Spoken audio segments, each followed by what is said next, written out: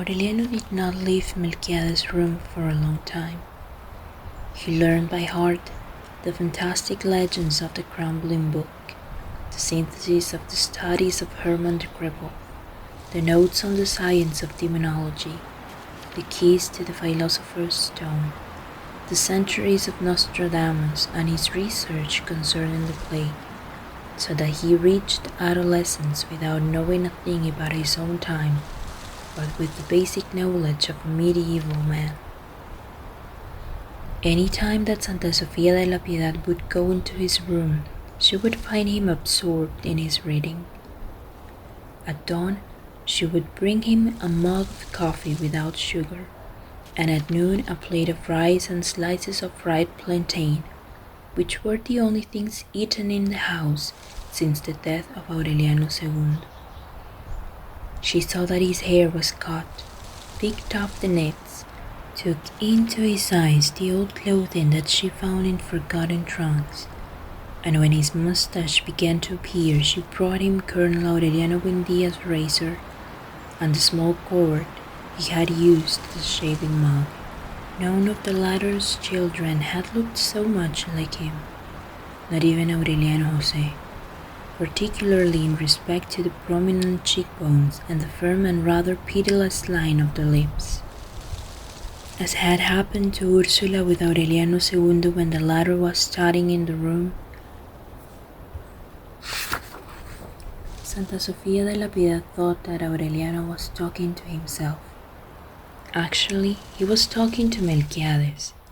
One burning noon, a short time after the death of the twins, against the light of the window, he saw the gloomy old man with his crow's-winged hat, like the materialization of a memory that had been in his head since long before he was born. Aureliano had finished classifying the alphabet of the parchments, so that when Melquiades asked him if he had discovered the language in which they had been written, he did not hesitate to answer. Sanskrit, he said. Melquiades revealed to him that his opportunities to return to the room were limited, but he would go in peace to the meadows of the ultimate death, because Aureliano would have time to learn Sanskrit during the years remaining until the parchments became 100 years old, when they could be deciphered. It was he who indicated to Aureliano that on the narrow street going down to the river where dreams had been interpreted during the time of the Banana Company, a wise Catalonian had a bookstore where there was a Sanskrit primer, which would be eaten by the moths within 6 years if he did not hurry to buy it.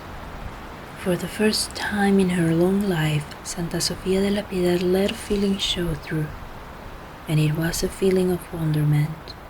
When Aureliano asked her to bring him the book that could be found between Jerusalem Delivered and Milton's poems on the extreme right-hand side of the second shelf of the bookcases. Since she could not read, she memorized what he had said and got some money by selling one of the 17 little goldfishes left in the workshop, the whereabouts of which, after being hidden the night the soldiers searched the house, was known only by her and Aureliano. Aureliano made progress in his studies of Sanskrit as Melquiades' visits became less and less frequent, and he was more distant, fading away in the radiant light of noon. The last time that Aureliano sensed him, he was only an invisible presence who murmured, "I died of fever on the sands of Singapore." The room then became vulnerable to dust, heat, termites, red ants, and moths, who would turn the wisdom of the parchments into sawdust. There was no shortage of food in the house. The day after the death of Aureliano II, one of the friends who had brought the wreath with the irreverent inscription offered to pay Fernanda some money that he had owed her husband. After that, every Wednesday, a delivery boy brought a basket of food that was quite sufficient for a week. No one ever knew that those provisions were being sent by Petracotes with the idea that the continuing charity was a way of humiliating the person who had humiliated her. Nevertheless, the rancor disappeared much sooner than she herself had expected, and then she continued sending the food out of pride and finally out of compassion. Several times, when she had no animals to raffle off and people lost interest in the lottery, she went without food so that Fernanda could have something to eat, and she continued fulfilling the pledge to herself until she saw Fernanda's funeral procession pass by. For Santa Sofía de la Piedad, the reduction in the number of inhabitants of the house should have meant the rest she deserved after more than half a century of work.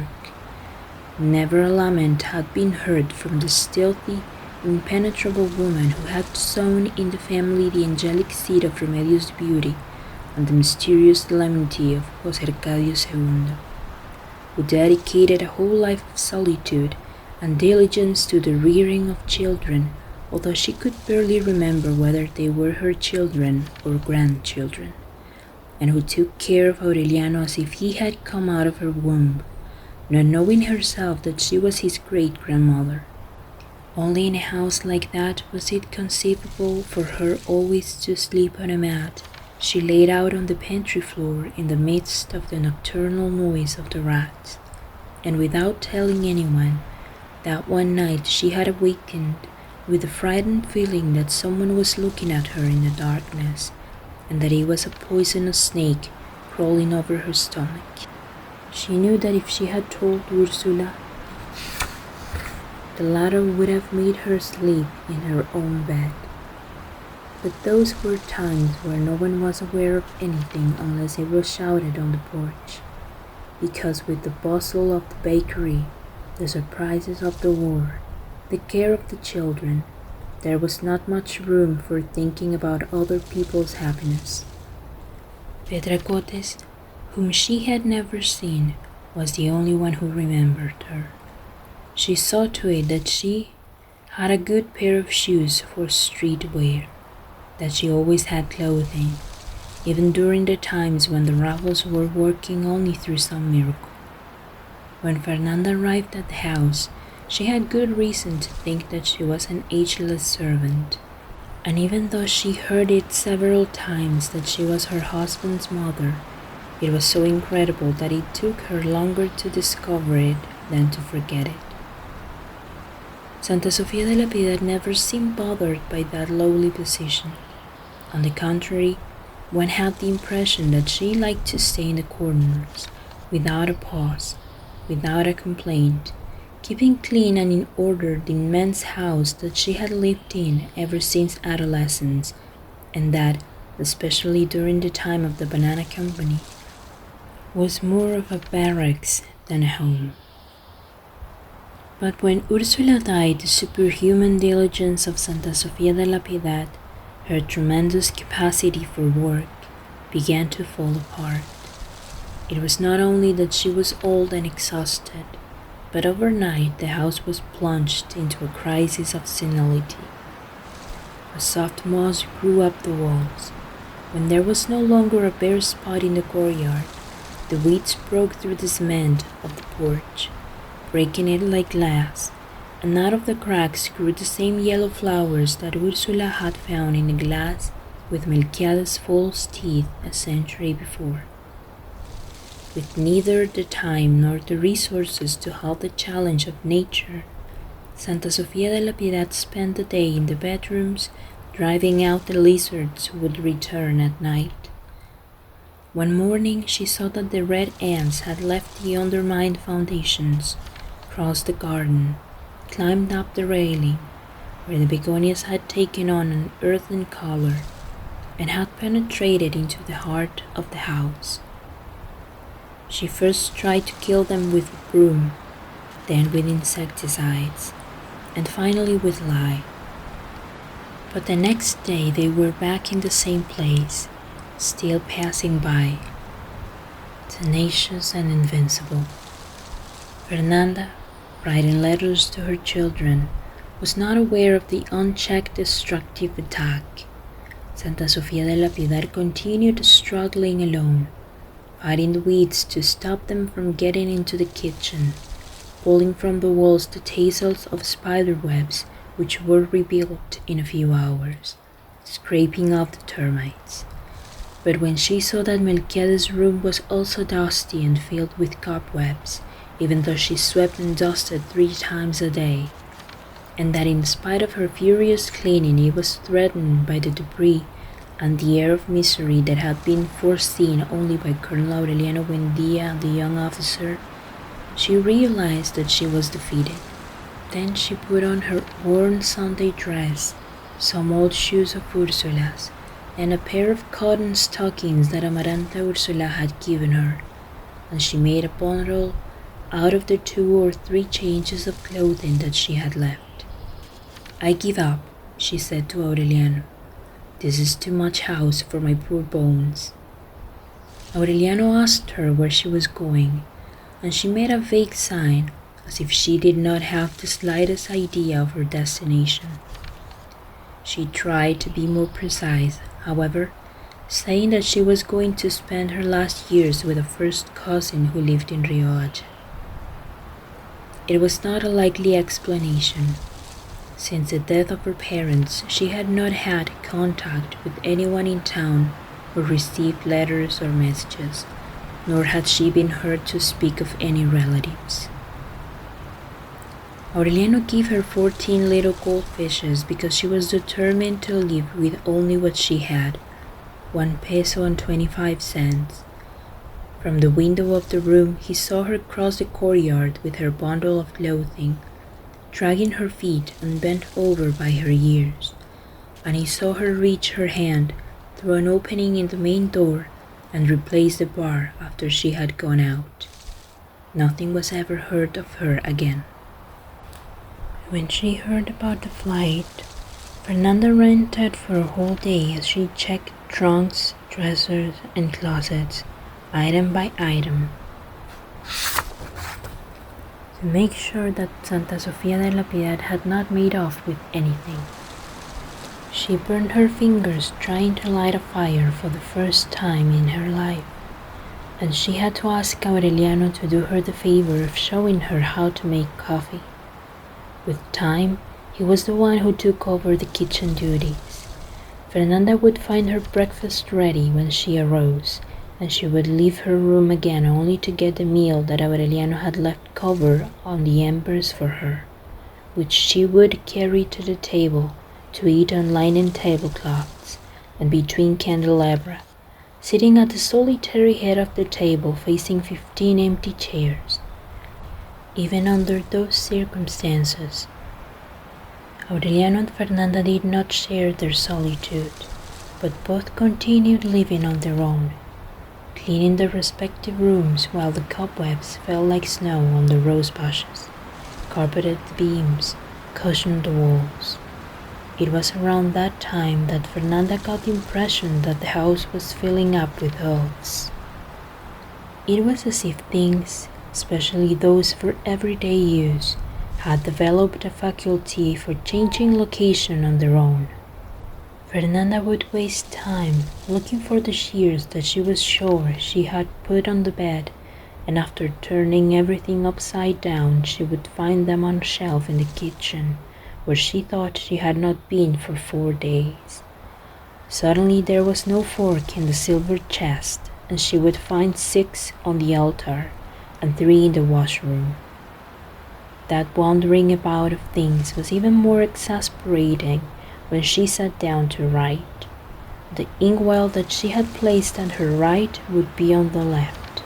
The blotter would be lost, and she would find it 2 days later under her pillow, and the pages written to José Arcadio would get mixed up with those written to Amaranta Ursula. And she always had the feeling of mortification that she had put the letters in opposite envelopes, as in fact happened several times. On one occasion she lost her fountain pen. 2 weeks later, the mailman, who had found it in his bag, returned it. He had been going from house to house looking for its owner. At first, she thought it was some business of the invisible doctors, like the disappearance of the Pesares, and she even started a letter to them, begging them to leave her alone. But she had to interrupt it to do something, and when she went back to her room, she not only did not find the letter she had started, but she had forgotten the reason for writing it. For a time she thought it was Aureliano. She began to spy on him, to put things in his path, trying to catch him when he changed their location. But she was soon convinced that Aureliano never left Melquiades' room except to go to the kitchen or the toilet, and that he was not a man to play tricks. So in the end she believed that it was the mischief of elves, and she decided to secure everything in the place where she would use it. She tied the shears to the head of her bed with a long string. She tied the pen and the blotter to the leg of the table, and she glued the inkwell to the top of it, to the right of the place where she normally wrote. The problems were not solved overnight, because a few hours after she had tied the string to the shears, it was not long enough for her to cut with, as if the elves had shortened it. The same thing happened to her with the string to the pen and even with her own arm, which after a short time of writing could not reach the inkwell. Neither Amaranta Ursula in Brussels nor Jose Arcadio in Rome ever heard about those insignificant misfortunes. Fernanda told them that she was happy, and in reality she was, precisely because she felt free from any compromise, as if life were pulling her once more toward the world of her parents, where one did not suffer with day-to-day problems, because they were solved beforehand in one's imagination. That endless correspondence made her lose her sense of time, especially after Santa Sofia de la Piedad had left.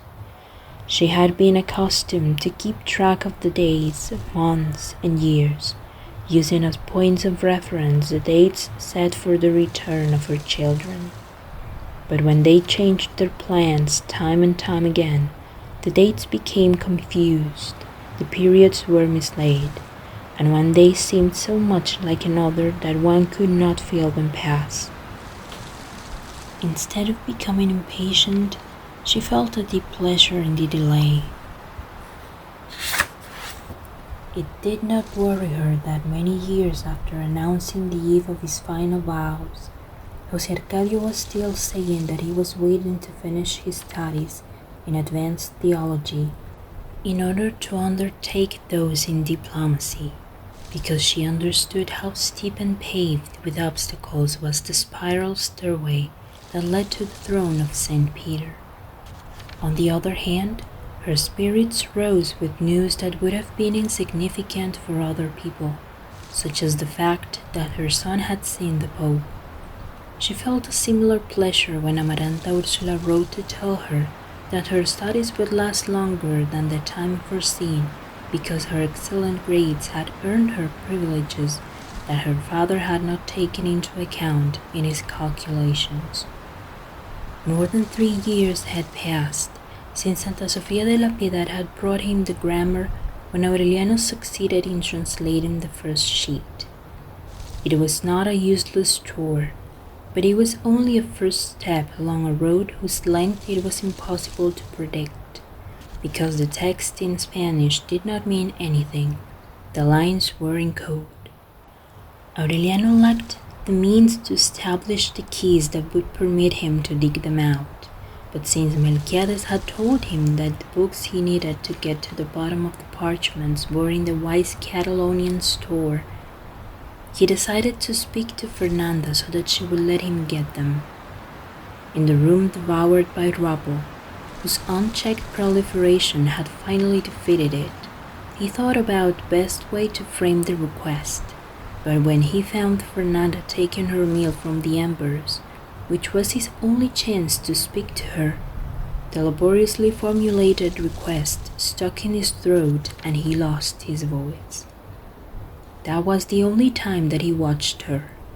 He listened to her steps in the bedroom, He heard her on her way to the door to await the letters from her children and to give hers to the mailman, and he listened until late at night to the harsh, impassioned scratching of her pen on the paper before hearing the sound of the light switch and the murmur of her prayers in the darkness. Only then did he go to sleep, trusting that on the following day the awaited opportunity would come.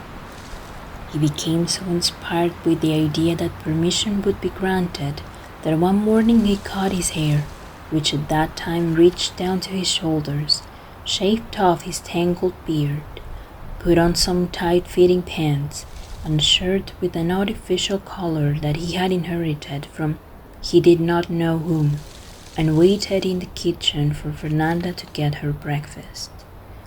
The woman of every day, the one with her head held high and with a stony gait, did not arrive, but an old woman of supernatural beauty with a yellow ermine cape, a crown of gilded cardboard, and the languid look of a person who wept in secret.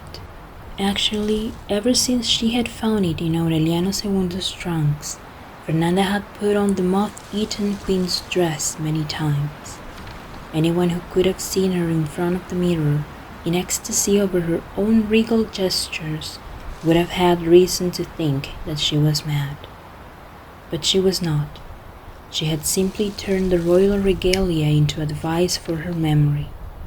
The first time that she put it on, she could not help a knot from forming in her heart, and her eyes filling with tears, because at that moment she smelled once more the odor of shoe polish on the boots of the officer who came to get her at her house to make her a queen, and her soul brightened with the nostalgia of her lost dreams.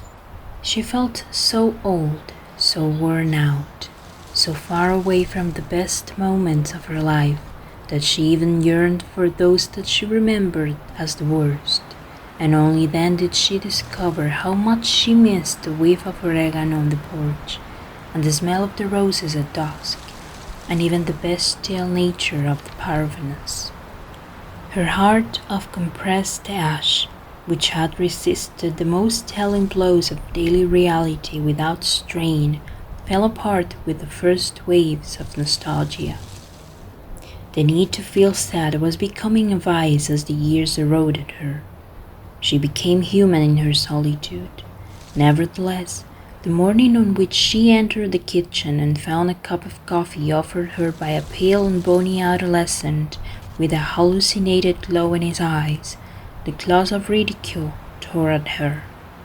Not only did she refuse him permission, but from then on, she carried the keys to the house in the pocket where she kept the unused pessaries. It was a useless precaution, because if he had wanted to, Aureliano could have escaped and even returned to the house without being seen.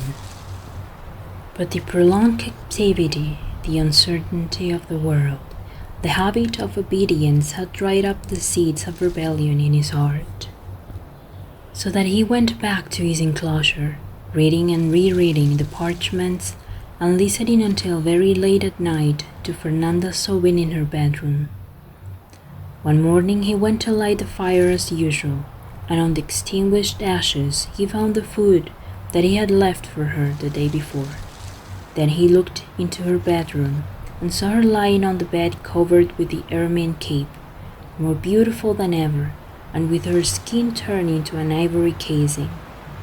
4 months later, when José Arcadio arrived, he found her intact. It was impossible to conceive of a man more like his mother. He was wearing a somber taffeta suit, a shirt with a round and hard collar, and a thin silk ribbon tied in a bow in place of a necktie. He was ruddy and languid, with a startled look and weak lips.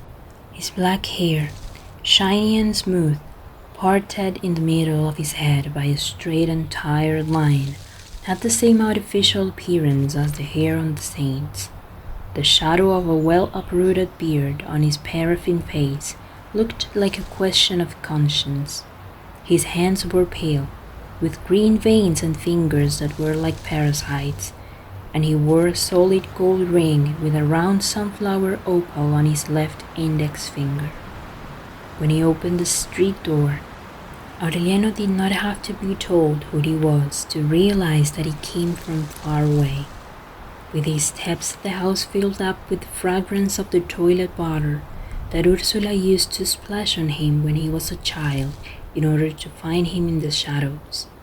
In some way impossible to ascertain, after so many years of absence, José Arcadio was still an autumnal child, terribly sad and solitary.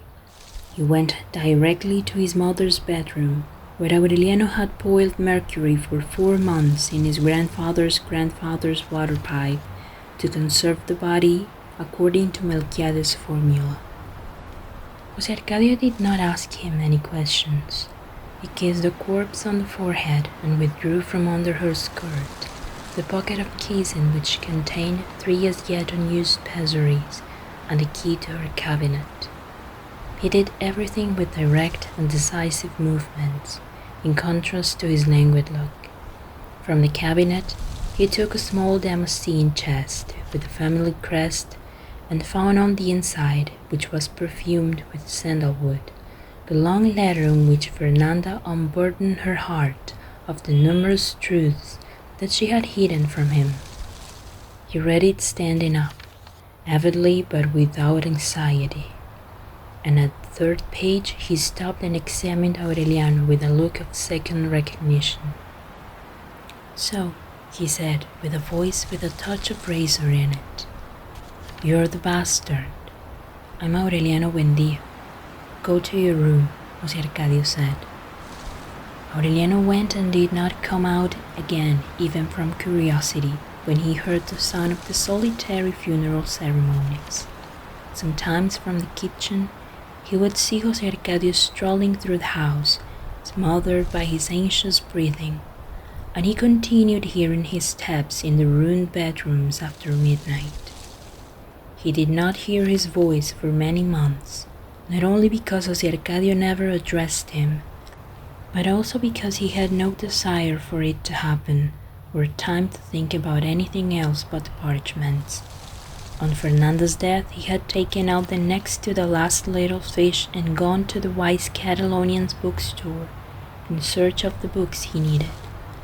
Nothing he saw along the way interested him, perhaps because he lacked any memories for comparison, and the deserted streets and desolate houses were the same as he had imagined them at a time when he would have given his soul to know them. He had given himself the permission denied by Fernanda, and only once and for the minimum time necessary.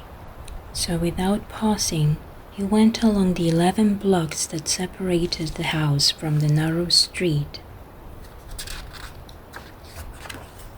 where dreams had been interpreted in other days, and he went panting into the confused and gloomy place where there was barely room to move. More than a bookstore, it looked like a dump for used books, which were placed in disorder on the shelves chewed by termites, in the corners sticky with cobwebs, and even in the spaces that were supposed to serve as passageways. On a long table, also heaped with old books and papers, the proprietor was writing tireless prose in purple letters, somewhat outlandish, and on the loose pages of a school notebook. He had a handsome head of silver hair which fell down over his forehead, like the plume of a cockatoo, and his blue eyes, lively and close-set, revealed the gentleness of a man who had read all of the books. He was wearing short pants and soaking in perspiration, and he did not stop his writing to see who had come in. Aureliano had no difficulty in rescuing the 5 books that he was looking for from that fabulous disorder, because they were exactly where Melquiades had told him they would be. Without saying a word, he handed them, along with the little goldfish, to the wise Catalonian, and the latter examined them, his eyelids contracting like 2 clams. "You must be mad," he said in his own language, shrugging his shoulders, and he handed back to Aureliano the 5 books and the little fish. "You can have them," he said in Spanish. "The last man who read these books must have been Isaac the blind man, so consider well what you're doing."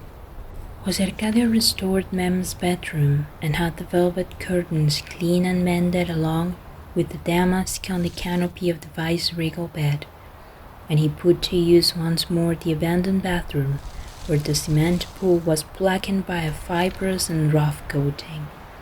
He restricted his vest pocket empire of worn, exotic clothing, false perfumes, and cheap jewelry to those places. The only thing that seemed to worry him in the rest of the house were the saints on the family altar, which he burned down to ashes one afternoon in a bonfire he lighted in the courtyard. He would sleep until past 11 o'clock.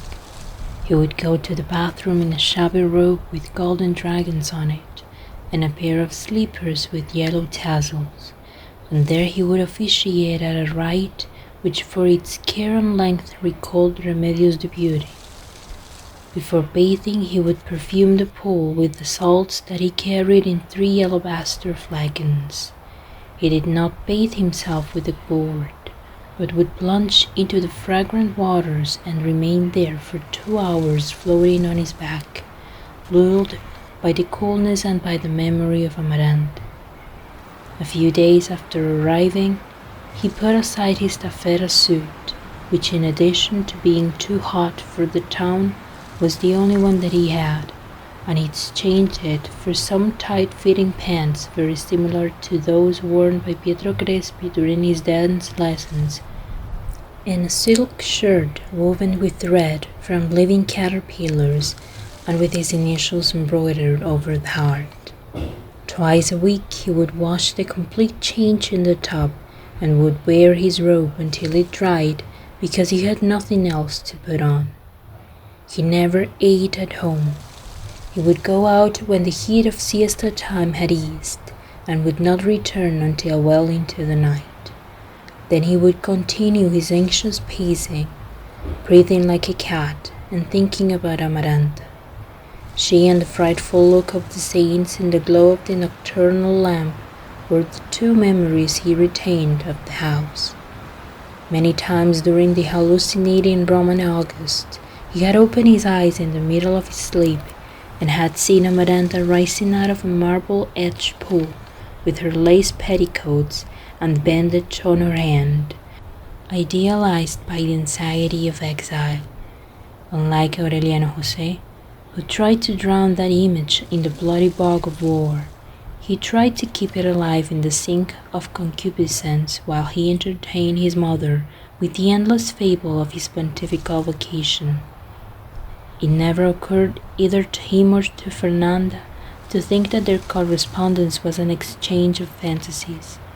Jose Arcadio, who left the seminary as soon as he reached Rome, continued nourishing the legend of theology and canon law, so as not to jeopardize the fabulous inheritance of which his mother's delirious letters spoke, and which would rescue him from the misery and sordidness he shared with 2 friends in a Trastevere garret.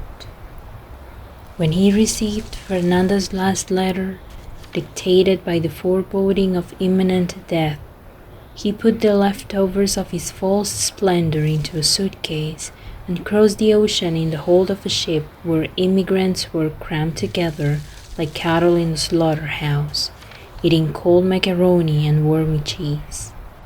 Before he read Fernanda's will, which was nothing but a detailed and tardy recapitulation of her misfortunes, the broken-down furniture and the weeds on the porch had indicated that he had fallen into a trap from which he could never escape, exiled forever from the diamond light and timeless air of the Roman spring. During the crushing insomnia brought on by his asthma, he would measure and remeasure the depth of his misfortune as he went through the shadowy house where the senile fussing of Ursula had instilled a fear of the world in him. In order to be sure that she would not lose him in the shadows, She had assigned him a corner of the bedroom, the only one where he would be safe from the dead people who wandered through the house after sundown. "If you do anything bad," Ursula would tell him, "the saints will let me know." The terror-filled nights of his childhood were reduced to that corner where he would remain motionless until it was time to go to bed, perspiring with fear on a stool under the watchful and glacial eyes of the tattletale saints. It was useless torture, because even at that time he already had a terror of everything around him, and he was prepared to be frightened at anything he met in life. Women on the street who would ruin his blood, the women in the house who bore children with the tail of a pig, fighting cocks who brought on the death of men and remorse for the rest of one's life, firearms which with a mere touch would bring down 20 years of war, uncertain ventures which led only to disillusionment and madness, everything, in short, everything that God had created in his infinite goodness and that the devil had perverted. When he awakened, pressed in the vice of his nightmares, the light in the window and the caresses of Amaranta in the bed, and the pleasure of being powdered between the legs with a silk puff would release him from the terror. Even Ursula was different under the radiant light in the garden, because there she did not talk about fearful things, but would brush his teeth with charcoal powder so that he would have the radiant smile of a pope, and she would cut and polish his nails so that the pilgrims who came to Rome from all over the world would be startled at the beauty of the Pope's hands as he blessed them. And she would comb his hair like that of a pope, and she would sprinkle his body and his clothing with toilet water so that his body and his clothes would have the fragrance of a pope.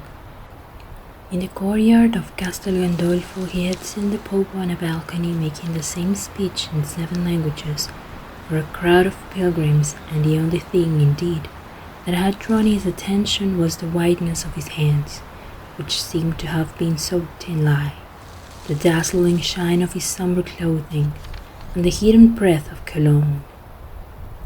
Almost a year after his return home, having sold the silver candlesticks and the heraldic chamber pot, which at the moment of truth turned out to have only a little gold plating on the crest, in order to eat, the only distraction of José Arcadio was to pick up children in town so that they could play in the house.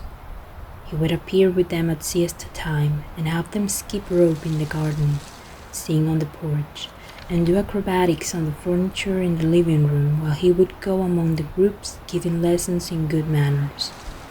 At that time he had finished with the tight pants and the silk shirts, and was wearing an ordinary suit of clothing that he had bought in the Arab stores, but he still maintained his languid dignity and his papal air. The children took over the house just as Mem's schoolmates had done in the past. Until well into the night they could be heard chattering and singing and tap dancing, so that the house resembled a boarding school where there was no discipline. Aureliano did not worry about the invasion as long as they did not bother him in Melquiades' room. One morning 2 children pushed open the door and were startled at the sight of a filthy and hairy man who was still deciphering the parchments on the work table. They did not dare go in, but they kept on watching the room.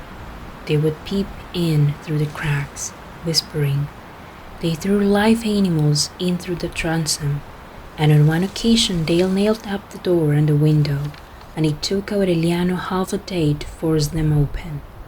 Amused at their unpunished mischief, 4 of the children went into the room one morning while Aureliano was in the kitchen, preparing to destroy the parchments.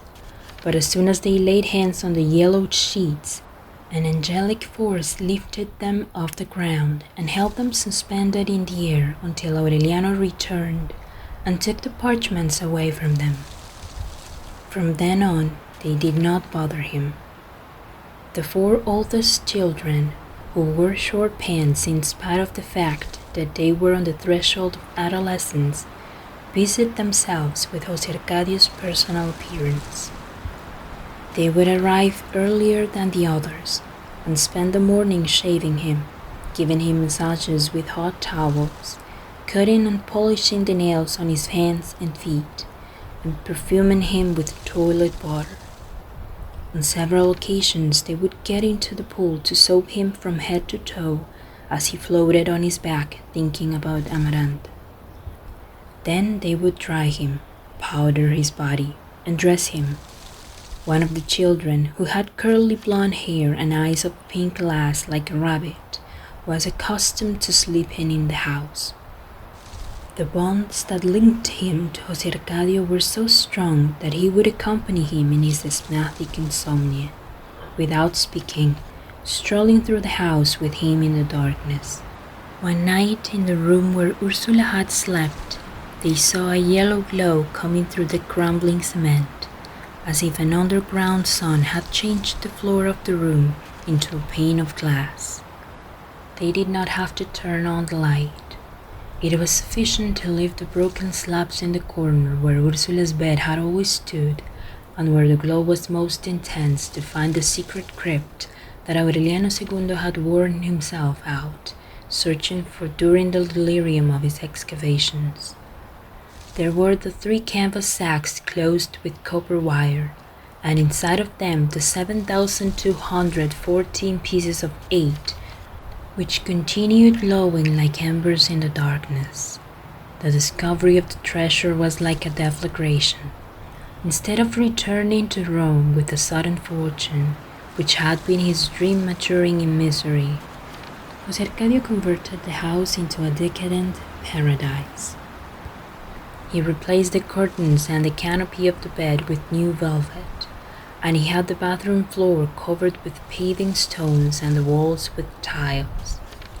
The cupboard in the dining room was filled with fruit preserves, hams, and pickles, and the unused pantry was open again for the storage of wines and liqueurs which Jose Arcadio himself brought from the railroad station in crates marked with his name.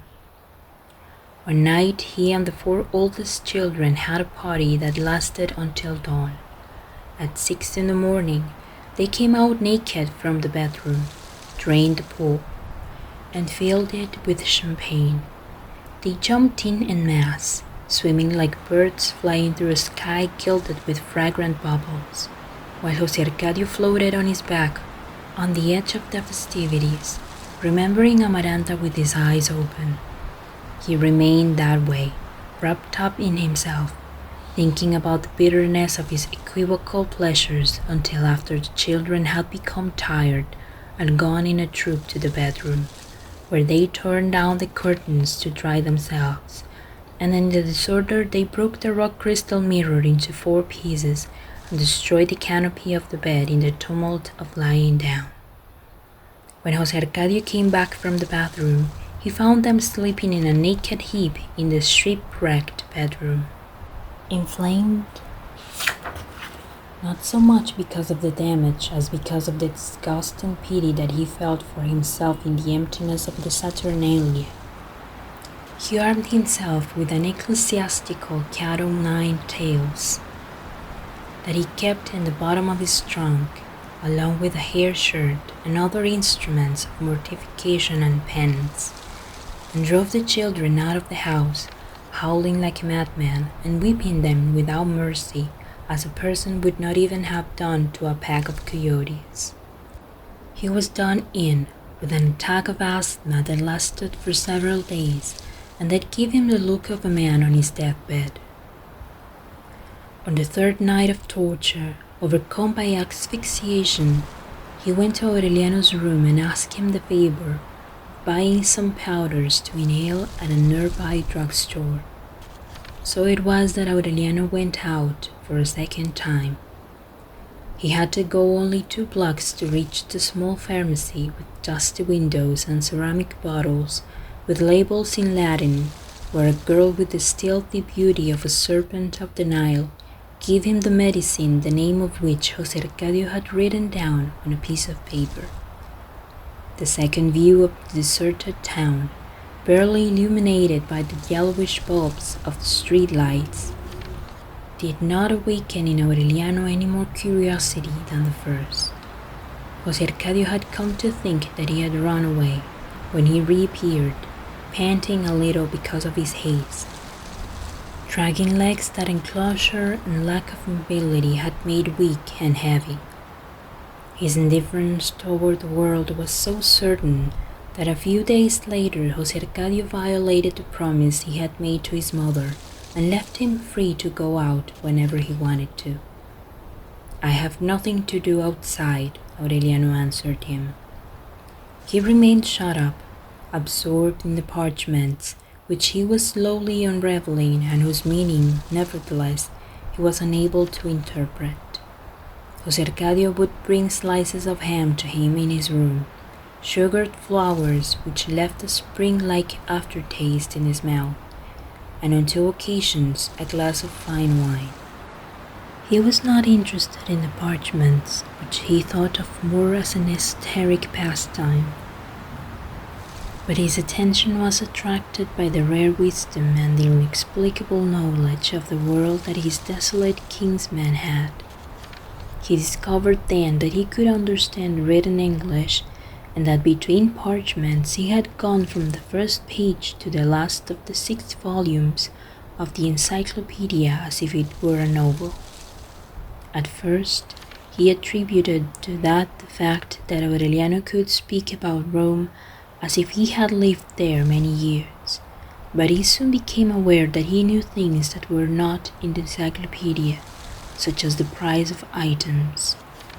"Everything is known," was the only reply he received from Aureliano when he asked him where he had got that information from. Aureliano, for his part, was surprised that José Arcadio, when seen from close by, was so different from the image that it had formed of him when he saw him wandering through the house. He was capable of laughing, of allowing himself from time to time a feeling of nostalgia for the past of the house, and of showing concern for the taste of misery present in Melquiades' room. That drawing closer together of 2 solitary people of the same blood was far from friendship, but it did allow them both to bear up better under the unfathomable solitude that separated and united them at the same time. José Arcadio could then turn to Aureliano to untangle certain domestic problems that exasperated him. Aureliano, in turn, could sit and read on the porch, waiting for the letters from Amaranta Ursula, which still arrived with the usual punctuality, and could use the bathroom, from which José Arcadio had banished him when he arrived. One hot dawn, they both woke up in alarm at an urgent knocking on the street door. It was a dark old man with large green eyes that gave his face a ghostly phosphorescence, and with a cross of ashes on his forehead. His clothing in tatters, his shoes cracked, the old knapsack on his shoulder his only luggage. He looked like a beggar, but his bearing had a dignity that was in frank contradiction to his appearance. It was only necessary to look at him once, even in the shadows of the parlor, to realize that the secret strength that allowed him to live was not the instinct of self-preservation, but the habit of fear. It was Aureliano Amador, the only survivor of Colonel Aureliano Buendia's 17 sons, searching for a respite in his long and hazardous existence as a fugitive. He identified himself, begged them to give him refuge in that house which during his nights as a pariah he had remembered as the last redoubt of safety left for him in life. But José Arcadio and Aureliano did not remember him. Thinking that he was a tramp, they pushed him into the street. Then they both saw from the doorway the end of a drama that had begun before José Arcadio had reached the age of reason. 2 policemen who had been chasing Aureliano Amador for years, who had tracked him like bloodhounds, across half the world, came out from among the almond trees on the opposite sidewalk and took 2 shots with their Mausers, which neatly penetrated the cross of ashes. Ever since he had expelled the children from the house, Jose Arcadio was really waiting for news of an ocean liner that would leave for Naples before Christmas. He had told Aureliano and had even made plans to set him up in a business that would bring him a living, because the baskets of food had stopped coming since Fernando's burial. But that last dream would not be fulfilled either. One September morning, after having coffee in the kitchen with Aureliano, Jose Arcadio was finishing his daily bath when through the openings in the tiles the 4 children he had expelled from the house burst in. Without giving him time to defend himself, they jumped into the pool fully clothed, grabbed him by the hair, and held his head under the water until the bubbling of his dead throes ceased on the surface and his silent and pale dolphin body slipped down to the bottom of the fragrant water. Then they took out the 3 sacks of gold from the hiding place which was known only to them and their victim. It was such a rapid, methodical, and brutal action that it was like a military operation. Aureliano, shut up in his room, was not aware of anything. That afternoon, having missed him in the kitchen, he looked for Jose Arcadio all over the house and found him floating on the perfumed mirror of the pool, enormous and bloated, and still thinking about Amaranta. Only then did he understand how much he had begun to love him.